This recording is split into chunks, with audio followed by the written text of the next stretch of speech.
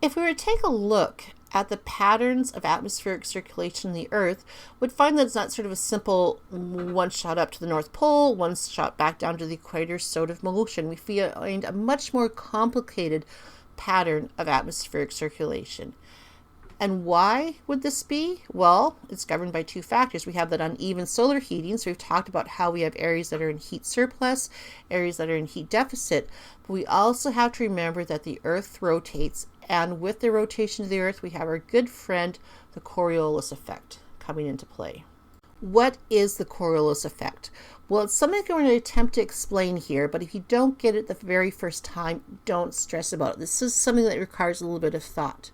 We see that the Coriolis effect is going to play a role in affecting anything that is a fluid. It affects water, as we'll see in our lecture on oceanic circulation. It's going to affect air. Air can be considered a fluid. So the Coriolis effect is responsible for things such as how a hurricane or a cyclone appears to have this twist pattern to it, the cyclonic pattern to it. It affects atmospheric circulation. The Coriolis effect affects weather patterns, ocean currents, and people will sometimes say it even affects how water spins as it goes down a drain in either the northern or southern hemisphere. So the Coriolis effect is the deflection of a moving mass, water or air, to the right in the northern hemisphere and to the left in the southern hemisphere. So one thing to keep in mind when we're discussing this is your plane of reference, where you're standing, how you're looking at things when we're talking about the Coriolis effect. So if we're looking at the Coriolis effect in the northern hemisphere, imagine that you're standing at the equator and you're facing north. Due to the Coriolis effect, and we'll get into what this is in a minute, it appears that water, air is always going to be deflected towards the right. Opposite thing, if you turn around now and you're standing so your back is towards the North Pole, you're looking directly at the South Pole, things are going to appear to be deflected to the left. Why do we have the Coriolis effect? What is the key to the Coriolis effect? What's the fact that the Earth rotates? And it becomes even more specific than that. It's the fact that the Earth rotates faster at the equator than it does at the pole. So we know that the length of a day on the Earth is 24 hours, and it doesn't matter where you are on the Earth. It's going to be 24 hours in Rio de Janeiro. It's going to be 24 hours in London. It's going to be 24 hours in Vancouver. It's going to be 24 hours in Helsinki. No matter where you are on the Earth, the length of day is always 24 hours. But the Earth is a sphere. And if you look at a ball, you look at anything that's a sphere, what you'll observe is that it's fatter at the middle than it is at the top.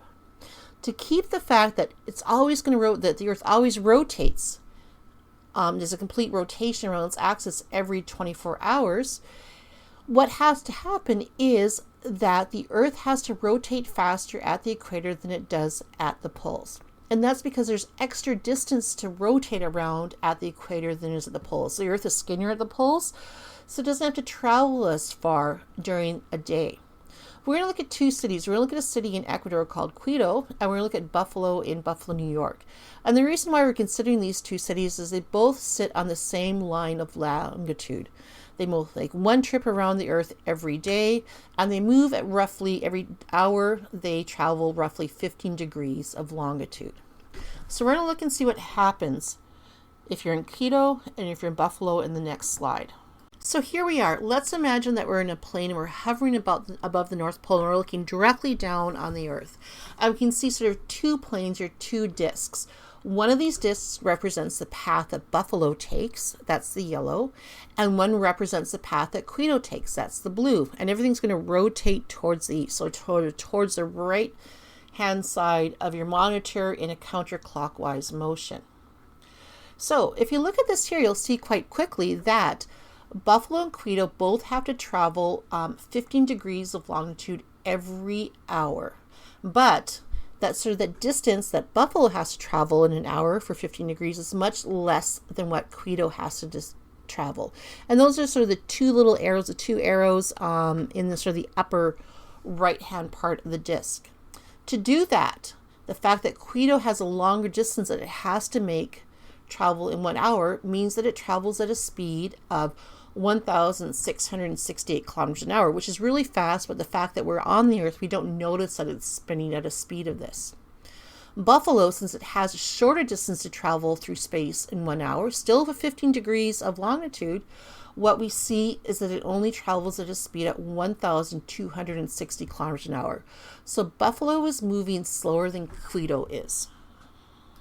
So imagine now that you're standing in Quito and you want to shoot a cannonball or throw a paper airplane at Buffalo. Remember that Quito's traveling quicker than Buffalo is. So what happens is you throw that plane, you shoot that cannonball, and it's leaving Quito traveling at a speed of 1,668 kilometers an hour. It's going to maintain that speed through its whole entire journey. What happens is it's going to move ahead. It's going to travel ahead of where Buffalo is. Buffalo is traveling at a speed slower than that cannonball is. That cannonball maintains that speed that it leaves Quito at, that speed of 1,668 kilometers an hour. So it's going to land off course. It's going to land to the right of Buffalo. It's ahead of Buffalo. It's traveling at a speed that's going to place it ahead of where Buffalo is located. And this gives us what appears like to be a deflection to the right. That cannonball is traveling at the speed of Quito. It wants to land in Buffalo, but Buffalo is moving slower, so it's going to overshoot the target and appear to be deflected or veer towards the right. Same thing happens if we shoot a cannonball from Buffalo to Quito. This case here, we're still in the northern hemisphere, but remember that plane of reference now. If we're looking down, we stand in Buffalo and we look in the direction the cannonball's traveling. So we're kind of looking towards the southern part of the northern hemisphere, looking toward the equator. We're still in the northern hemisphere, but we're looking south. What happens is that Quito's traveling faster than the cannonball. The cannonball, once again, is not going to be able to make it to Quito, but it's going to look like it's being deflected to the right again. So the northern hemisphere, the Coriolis effect causes things to appear to be deflected to the right, or not to appear, to actually be deflected to the right. In the southern hemisphere, it's the opposite. Objects will be deflected towards the left. So let's go back to our non-spinning Earth, where we have air traveling, hot air parcels from the tropics rising up in the atmosphere, traveling towards the polar regions where they cool down and they sink. We have what we could call one big convection cell. But now we remember the fact that the Earth is rotating and that we have the Coriolis effect occurring, and it's going to change this image of atmospheric circulation. If we were to look at the atmospheric, so the overall general atmospheric circulation patterns on the Earth, this is what we would see. Instead of one continuous circulation cell where air travels from the equator up to the poles and then back down again, we see a number of circulation cells. In fact, 3 in each hemisphere. So here we have, in these hemispheres, we'll see they're broken up into what's called a subtropical cell, or the Hadley cell, the temperate cell, or the Ferrel cell, and then the polar cell. We'll see that we have these areas where warm air rises, travels for some distance, it's being deflected to the right as it travels, cools down, sinks, moves back towards the south, and then heats up and rises again. So we get a picture like this. At the equator, we have warm air and warm, wet air. Makes sense. For the equator, it's warm. There's a lot of ocean there. So, of course, we're going to have water vapor in this air. That warm, wet air is going to rise. And it's going to begin to move towards the pole, either the North Pole or the South Pole. In this case here, we'll concentrate on the Northern Hemisphere. And what's going to happen is going to travel for a distance, about 1/3 of the distance to the pole. At this point here, the air has cooled down. It's become dense enough that the cold air is going to start to sink back towards the surface. It sinks back towards the surface. It's going to start to move towards the equator again. And as it moves to the equator, it's going to start to pick up water vapor and warm up. And then, as we said before, it rises again and the cycle completes itself. Or the cycle continues to occur over and over again. So we see this happen in 3 different areas of the globe. We see it happen in the subtropical area. This is what we call the Hadley cells. I've already gone through it again. Then at about 30 degrees to 60 degrees, we have the temperate cell, where we have the rising of warm air and the falling and sinking of cooler air. These are the temperate or Ferrel cells. And then finally, we have the polar cells up in the higher latitudes. What we'll do is we'll take a look at all 3 of these cells in a little bit more detail in a next few minutes or over the next few slides. Here's sort of a side view of the polar cells. We're working from the equator on the right-hand side of the screen to the North Pole on the left-hand side of the screen. You see the Hadley cell, the Ferrel cell, and the polar cell. The Hadley cell is the largest of all three cells. It extends from the equator to about 30 degrees north or south. The Ferrel cell, a little bit more complicated pattern here. You'll see it's actually moving in a direction opposite to how the Hadley and the polar cell are. We often see a lot of unsettled stormy weather associated with this cell, especially sort of in the area of about 50 degrees to 60 degrees north or south. And then we have the polar cell. The first two cells are named after meteorologists. The polar cell, well, it's just stuck with the name polar cell because it's close to the poles. We see both horizontal air movement and vertical air movement associated with these cells. Typically, vertical air movement occurs at the boundaries between the cells. We see horizontal air movement actually occurring within the cells. We also, when looking at the boundaries of cells, see that sometimes they correspond to areas of covered by deserts, some extensive deserts on the planet, as well as areas associated with stormy activity. So at the equator, we have warm air rising, warm, wet air rising. And what happens is you see a lot of storms in this particular area, more those equatorial sort of downpours that we associate with these tropics, these short-lived storms that kind of dump a lot of water and then that's it. What we see at about 30 degrees, and this is where we have the boundary between the Hadley and the Ferrel cells, by that point the water has cooled, or the air, has cooled down, and it's also dried out. So we have this cold, dry air sinking, and this actually corresponds to where we see a lot of the largest deserts of the world, around that 30-degree latitude mark, so deserts such as Sahara. And that makes sense. We have this dry air sinking. There's not going to be a lot of precipitation associated with it. So we can observe sort of the deserts versus the tropic temperate zones mark sometimes the boundaries between these cells.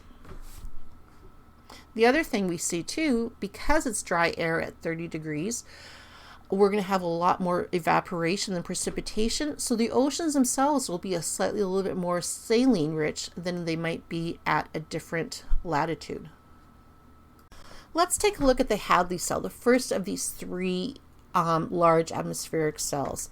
So the Hadley cell closest to the equator, and what we see here is the air is moving across the land or ocean from the northeast. So that's the predominant wind direction. We also have associated at the top of the Hadley cell, at the boundary between the Hadley cell and the Ferrel cell, the subtropical jet stream. This is where you have cool, dry air, and it flows from the west to the east. Taking a closer look at the Hadley cells, we have what are called the northeast trade winds. These are reliable, dependable surface winds. Once again, they're blowing from the northeast to the southwest. Once again, this is due to the Coriolis effect that's causing this sort of deflection towards the right. What else can we say about this? Once again, we mentioned that subtropical high that's sitting between the boundary between the Hadley cell and the Ferrel cell. High pressure area, cold air is moving downwards, and this sometimes will correspond to what's known as the horse latitudes. You'll hear about the horse latitudes sometimes. And it's an area of very calm air and calm sea. And this occurs both in the northern and southern hemispheres, between the trade winds of the Hadley cells and the westerly winds, the dependable westerly winds of the Ferrel cells. So you get this sort of zone of really calm air, calm sea at the boundary as well between the Ferrel and the Hadley cells. And this is to do with this sort of subtropical high pressure system. As we move north, the next atmospheric circulation cell that we encounter is the Ferrel cell. And the Ferrel cell operates from latitudes of roughly about 30 degrees to 50 to 60 degrees. We'll see that air movement within the Ferrel cell is opposite to that of how air moves within the polar and Hadley cells. It almost acts as a gear within this whole entire atmospheric circulation system. So in this cell, the surface winds flow from a southerly direction in the northern hemisphere. So instead of what we see here is that we have cold air dropping around 30 degrees north. It drops where it warms up as the air travels across the land, across the continents between 30 to 50 to 60 degrees north. It warms up. It's going to pick up moisture from the land, and then it warms up enough that it begins to rise around somewhere between, once again, 50 to 60 degrees north. As it rises, we have a lot of instability associated with this. This is why we find a lot of extreme storm activity occurring here. We get a lot of precipitation because we have this really moist, warm air rises up, where it meets up with the polar cell. This is where we see the polar jet stream operating, sort of where this big A is there. And then it continues to dry out, become cool, and eventually sink again around 30 degrees north. If we look at the Ferrel cell in a little bit more detail, we see that the major winds in here are the westerlies. These are known as the trade winds. They're dependable. And what they do is they kind of blow from the southwest to the north, and from the northwest in the southern hemisphere.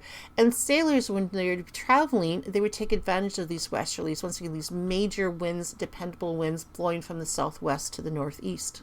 The final cell that we encounter as we move either to the North Pole or the South Pole is the polar cell. This is probably the smallest and weakest of all the atmospheric cells. Here we see the air here, because it's cold, much denser than the air in the Ferrel cell. It doesn't mix very well at that boundary between the Ferrel cell and the polar cell, and as a result we have really unstable stormy weather. We've already talked about this a little bit. We'll talk about it more later on in this lecture. And we see the creation of the polar jet stream in this area as well. We've talked a little bit about the boundaries between like the Hadley cell and the Ferrel cell, and the Ferrel cell and the polar cell. But there's one other boundary that we should talk about, and this is the boundary around the equator where the two Hadley cells converge. And this is a zone known as the Intertropical Convergence Zone, or abbreviated the ITCZ, or sometimes referred to as the itch. So the itch is an area of low pressure and converging rising winds. Remember, this is a place where the winds are rising upwards. What we will observe is the presence of this itch is actually going to change depending on what season it is. Is it summer in the northern hemisphere, or is it winter in the northern hemisphere, and vice versa. What we see here is along this boundary we have water vapor condensing as air rises. It cools, form clouds, and then we get rainfalls. And this contributes to the monsoon seasons that we see within these areas of the world. You can actually see the itch on this Landsat image right here. It's that band of clouds that are cutting across, a really thick, dense band of clouds that are cutting across the ocean. There is a seasonality to the itch. It's going to change position throughout the year. So in the northern summer, it's going to actually shift to the north. That's that red line we see here. It refers to the position of the itch during July. And then in the south, or in the winter, it's going to move further south, which would be the south or summer in the southern hemisphere. And that's that blue band that we see there. We see that if it's occurring over land, it's going to move even further north or further south over land. And you can quite clearly see this in this diagram here.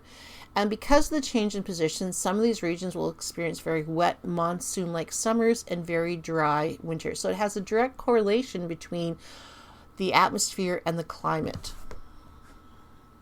What is a monsoon?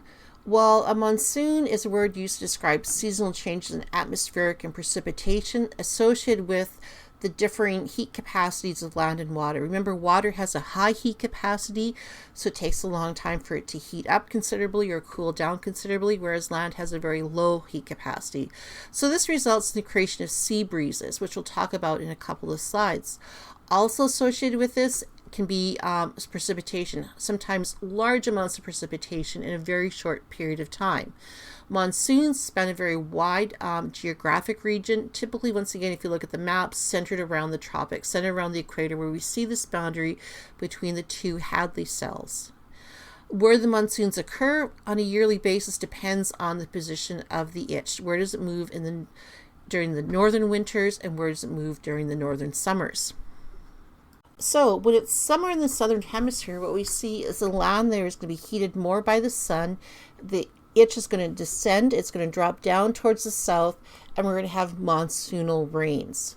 One of the reasons why we see the itch diverging more when it's across land is because land has that lower heat capacity.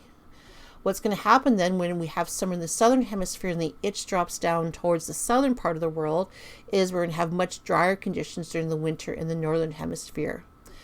If we go now to when it's winter in the southern hemisphere and summer in the northern hemisphere, we see that the itch gets moved towards the north. And once again, the Coriolis effect is playing a role in here. You can see how everything gets shifted to the right. Now what we see in this case, we'll discuss in the next slide. So in this case here, summer in the northern hemisphere, the itch shifts to the north. We have monsoonal rains in areas of just to the north of the equator. Once again, winter in the southern hemisphere, drier conditions. And we can see this actually in the little bar graph to the far right here. We have an area in India and Darwin, Australia. And what we see is in India during what is traditionally the summer months here in the northern hemisphere, huge amounts of rain, almost no rain at all in Darwin. And then when everything shifts around, we see in what will be the summer months in Darwin, the winter months in the northern hemisphere, we have higher amounts of rain. And just to illustrate just how much of a difference this position of the itch can play in climates, in regional climates. This is taken from northeastern India and the Uttar Pradesh state, sort of outlined in this area in the star here. What happens is the winds are blowing across from the southwest and then blow across India where they warm up. And you can see a difference here. This is what it looks like in what would be sort of the end of the winter months. June 19th, 2005, very dry, and then following August 29th, once the monsoonal rains start to hit, we see much green, a lot more vegetation as a result of the monsoons. Just to sort of summarize, to discuss some of the other words that were used when we were talking about the winds of the different atmospheric cells. The winds are the areas associated with the itch can sometimes be called the doldrums, low pressure, cloudy, abundant precipitation. And we see that these are typical, as we'll find out in a couple of minutes, breeding grounds for hurricanes and other tropical storms. We also see here, if you look at the salinity of the ocean water, that it's fairly lower compared to other locations in the world's ocean. And that's because we have a lot of rainfall here. Fresh water, that's going to decrease the salinity of water in that location. If we move upwards from the doldrums, we get to, let's say, the horse latitudes. We see them there in the upper part of the little sketch of the Earth here. Once again, the horse latitudes mark the area where the Hadley and Farrell cells come together or they meet. It's an area of high pressure, very light variable winds, not a lot of cloudiness. We see dry in all seasons. Because it's drier here, we tend to have more, the seawater tends to be more saline. We're seeing more evaporation than precipitation, so water tends to be a little bit saltier here. Then we have the trade winds. And the trade winds are really what sailors, especially in the past, would utilize as they sailed around the world. These are dependable winds. You know that they're always going to be flowing, as well as the westerlies. And they're centered at either 15 degrees north or 15 degrees south. For the easterlies, the westerlies at either 45 degrees north or 45 degrees south. So these are dependable winds. The trade winds in the summer tend to have precipitation associated with them, but tend to be a little bit more drier in the winter. The westerlies, a little bit wetter in the winter and a little bit drier in the summer, but you still get precipitation.